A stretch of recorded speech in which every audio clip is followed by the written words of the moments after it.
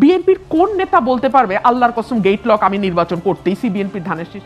কোন নেতা বলতে পারবে বলেন, মিথ্যা যদি না বলে থাকে? সংসদে কথা বলার সুযোগ পেয়ে এবার রুমিন ফারহানা পুরোপুরি তারেক রহমানকে ধুয়ে দিলেন। ব্যারিস্টার রুমিন ফারহানার গতকাল একটা বক্তব্য আমি দেখছিলাম। তিনি এই বক্তব্যে স্পষ্ট বলেছেন, জামাত এবং বাংলাদেশ আওয়ামী লীগ যখন বিরোধী দল হিসেবে থাকে তখন তাদেরকে মোকাবেলা করা অনেক কঠিন। এবার স্বয়ং ব্যারিস্টার রুমিন ফারহানার মুখে কিন্তু বিএনপিকে নিয়ে বিস্ফোরক মন্তব্য। 17 বছরের ব্যর্থ দল উল্লেখ করেছেন বিএনপিকে, এমনকি সেই ব্যর্থ দলে তিনি ছিলেন সেটা উল্লেখ করেছেন। যার ফলে এখন বিএনপি থেকে বের হওয়ার পর রুমিন ফারহানা বলতেছে তিনি এখন অনেকটাই হালকা হয়ে গেছেন, যে টক শো থেকে শুরু করে বিভিন্ন জায়গায় গেলে ব্যর্থ দল উল্লেখ করেই কিন্তু রুমিন ফারহানাকে খোঁচা দিত বিভিন্ন নেতা কর্মীরা। যার ফলে এখন বিএনপি থেকে বের হয়ে তিনি অনেকটাই শান্তি অনুভব করছেন, সেটাই কিন্তু তিনি উল্লেখ করেছেন। এছাড়া তারেক রহমানকে নিয়ে, বিএনপিকে নিয়ে আরো অনেক বিস্ফোরক মন্তব্য কিন্তু তিনি করেছেন, যেটার কিছুটা অংশ বিশেষ দর্শক আপনারা কিন্তু ভিডিও শুরুতে দেখতে পেয়েছেন। এবার দেখবেন বিস্তারিত। তবে তার জন্য আপনাকে ধৈর্য ধরে সম্পূর্ণ ভিডিওটি একেবারে শেষ পর্যন্ত দেখতে হবে, তবেই কিন্তু রুমিন ফারহানা আসলে কি বলছেন সম্পূর্ণ ভিডিওটি জুড়ে সেটা কিন্তু আপনারা বুঝতে পারবেন। তাহলে চলুন সম্মানিত প্রিয় দর্শক, আগে আপনাকে রুমিন ফারহানার কথাগুলি শুনিয়ে নিয়ে আসি, তারপর এ নিয়ে আরো আলোচনা করব আমরা, এবং রুমিন ফারহানা কি বলেছে সেটার ব্যাখ্যা করব। সংসদে কথা বলার সুযোগ পেয়ে এবার রুমিন ফারহানা পুরোপুরি তারেক রহমানকে ধুয়ে দিলেন। রাজনীতির দীর্ঘ পথে যা ছিল কল্পনাতীত আজ যেন তাই বাস্তব। এক সময়ের রাজপথ কাঁপানো নেত্রী, যিনি বিএনপির হয়ে প্রতিটি টকশো এবং জনসভায় যুক্তির তলোয়ার চালিয়েছিলেন, আজ সেই দলের বিরুদ্ধেই রুখে দাঁড়িয়েছেন। বহিষ্কারের প্রতিশোধ তিনি নিলেন সংসদীয় গ্যালারিতে দাঁড়িয়ে। বিএনপি থেকে তিনি পরিষ্কার বুঝতে পেরেছিলেন যে দলটির জন্য তিনি আজীবন জানপ্রাণ দিয়ে খাটলেও শেষ পর্যায়ে নির্বাচনের আগ মুহূর্তে তাকে দল থেকে মূল্যায়ন করা হয়নি। তবে রাজনীতির এই কঠিন খেলায় তিনি হার মানেননি। মনোনয়ন না পেয়ে থমকে যাননি রুমিন। তিনি জানতেন জনগণের পালস কিভাবে পড়তে হয়। বিএনপি তাকে ছুঁড়ে ফেলে দিয়েছিল, দলের স্বার্থে তার ত্যাগের কথা ভুলে গিয়েছিল। কিন্তু রুমিন ফারহানা দমে না গিয়ে স্বতন্ত্র প্রার্থী হিসেবে নির্বাচনে দাঁড়িয়েছিলেন। তার সেই জেদ আর মানুষের ভালোবাসা তাকে আজ এই সংসদে ফিরিয়ে এনেছে। ভাগ্যের কি নির্মম পরিহাস, যে বিএনপি তাকে দল থেকে বের করে দিয়েছিল, সেই দলের সাথেই আজ পাশাপাশি সংসদে বসে আছেন রুমিন ফারহানা। আজ সংসদে তার প্রতিটি শব্দ যেন সেই অবহেলার জবাব হয়ে ঝরছে। বক্তৃতার শুরুতেই তিনি তারেক রহমানকে লক্ষ্য করে কড়া মন্তব্য ছুড়ে দেন।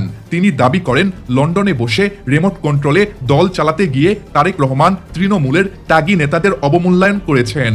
দীর্ঘ সময় যে নেত্রী বিএনপির পক্ষে ঢাল হয়ে দাঁড়িয়েছিলেন, তাকে কেন ছুঁড়ে ফেলা হলো, এই প্রশ্ন আজ শুধু রুমিনের নয়, বরং রাজনৈতিক মহলেরও। তিনি অভিযোগ করেন তারেক রহমানের ভুল সিদ্ধান্ত এবং অদূরদর্শী নেতৃত্বের কারণেই বিএনপি আজ জনবিচ্ছিন্ন এবং ভোট ইঞ্জিনিয়ারিং করে সরকারে আসতে হয়েছে। যারা রাজপথে রক্ত দিল তাদের চেয়ে যারা লবিং করলো তারাই দলের কাছে প্রিয় হলো। রুমিনের কণ্ঠে আজ এই যন্ত্রণারই বহিঃপ্রকাশ। রুমিন সরাসরি তারেক রহমানের দিকে আঙুল তুলে বলেন, প্রশাসনকে ব্যবহার করে এবং মাঠ পর্যায়ের কর্মকর্তাদের উপর প্রভাব খাটিয়ে ভোটের ফলাফল নিজেদের অনুকূলে নিয়েছে বিএনপি।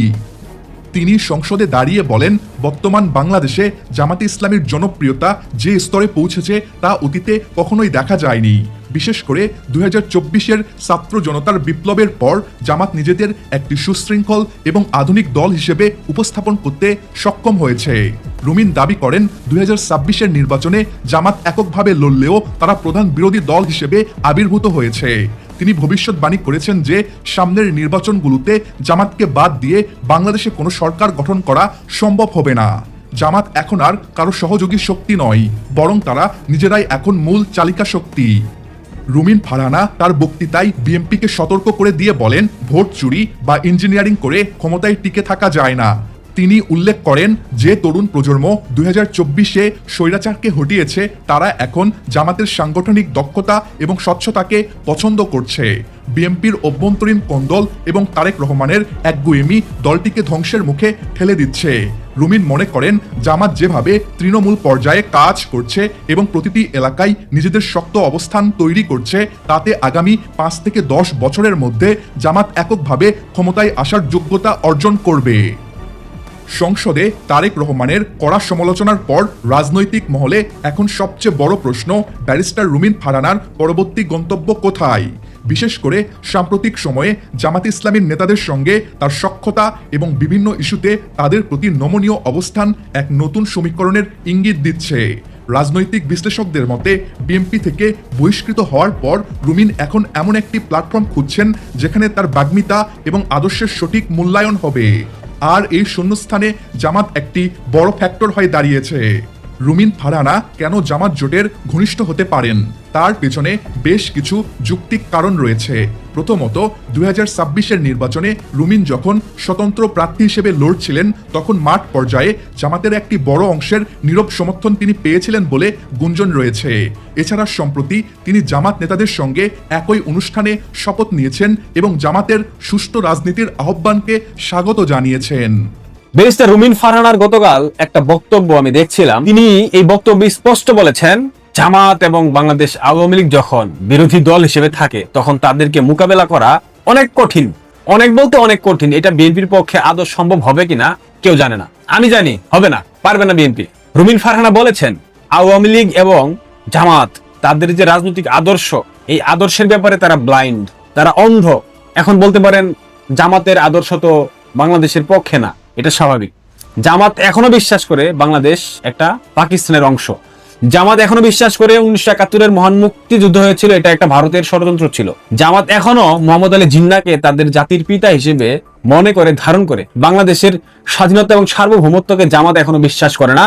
জামাত এখনো বাংলাদেশের জাতীয় সঙ্গীত, জাতীয় পতাকা, মানচিত্র কোনো কিছুকে ধারণ করে না, বিশ্বাস করে না। সুতরাং জামাত তাদের যে প্রতিষ্ঠাকালীন আদর্শ, তারা মুক্তিযুদ্ধের বিরোধী শক্তি, তারা পাকিস্তানপন্থী দল, এই আদর্শিক জায়গা তারা এখনো অটুট রেখেছে।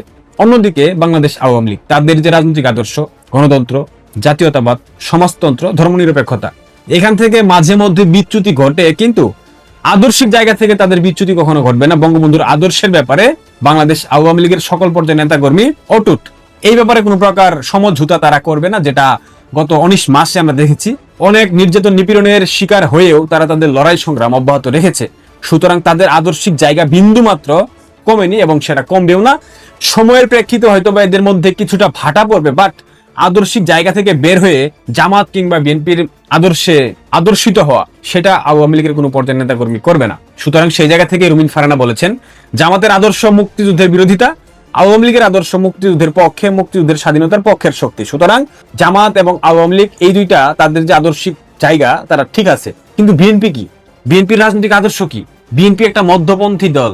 বিএনপি সুবিধার জন্য মুক্তিযুদ্ধের পক্ষে অবস্থান নেয়, আবার সুবিধার জন্য জামাতের পক্ষে অর্থাৎ স্বাধীনতার বিরুদ্ধে অবস্থান নেয়। অর্থাৎ নিজেদের লাভের জন্য বিএনপি যা নয় তা করতে পারে।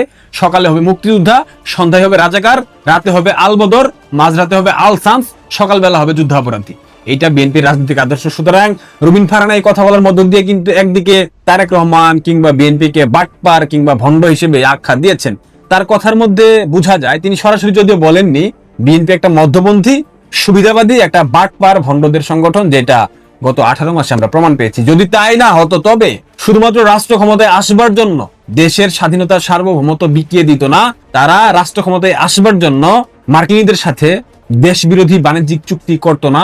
এখন শ্যামা ওবায়েদ পররাষ্ট্র প্রতিমন্ত্রী, তিনি বলতেছেন মার্কিনীদের সাথে চুক্তি যথাসম্ভব দ্রুত বাস্তবায়ন করা হবে। কি চমৎকার! বাংলাদেশের মানুষ, আপনারা কি এখনো বুঝতে পারছেন না আপনাদের উপর দিয়ে কি যেতে পারে? বিএনপির মতো বাটপার সংগঠন বাংলাদেশের রাজনীতিকে কুলসিত করেছে, বাংলাদেশের রাজনৈতিক পরিবেশকে নষ্ট করেছে। এখানে বিএনপির বদৌলতে যদি জামাত থাকতো, তারা মুক্তিযুদ্ধের বিরোধী শক্তি, বাংলাদেশের মানুষ তাদেরকে যদি পছন্দ করতো তবে ভোট দিত।